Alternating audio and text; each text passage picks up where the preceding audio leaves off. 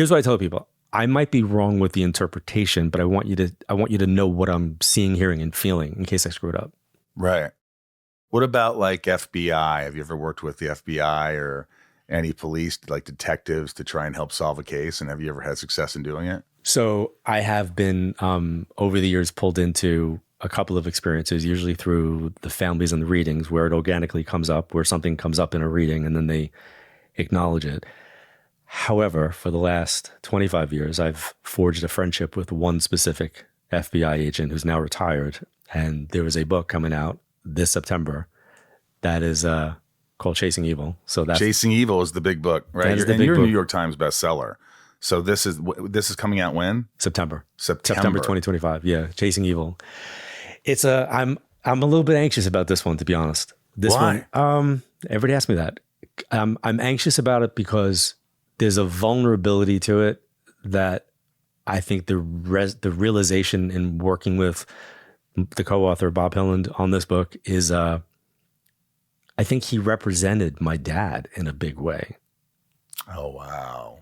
So, working with him and then realizing like, oh, I see what you've been doing here.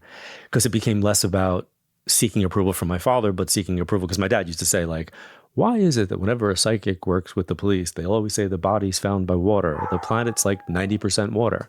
The odds are in the psychic's favor. Right. So there's a lot of those comments. So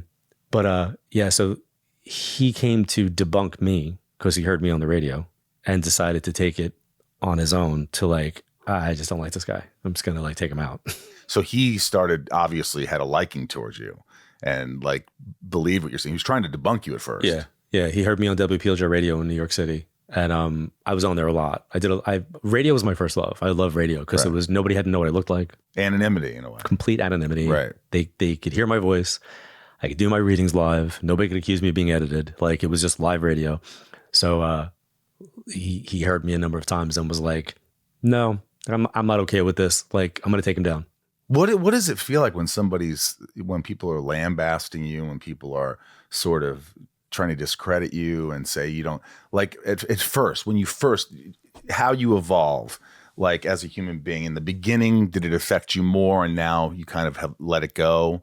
How is that? I mean, you are sitting with the biggest douche of the universe. I have an entire episode of South Park dedicated to me. So there's got to be a little bit of a thick skin you get over the years when you're doing this. And I think honestly, because I came from that place of attacking the subject matter, I can understand it.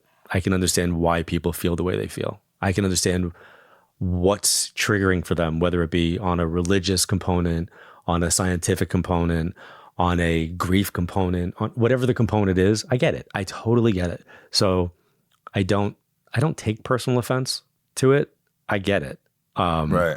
So I kind of respect that. The problem I have is that when people are overly cynical and they attack me personally as if they know me and they're attacking my motivations, that I have a problem with because you don't know me and you don't know what's motivating me. So when somebody attacks you on a personal level, that's different. When they try to define you. Yeah.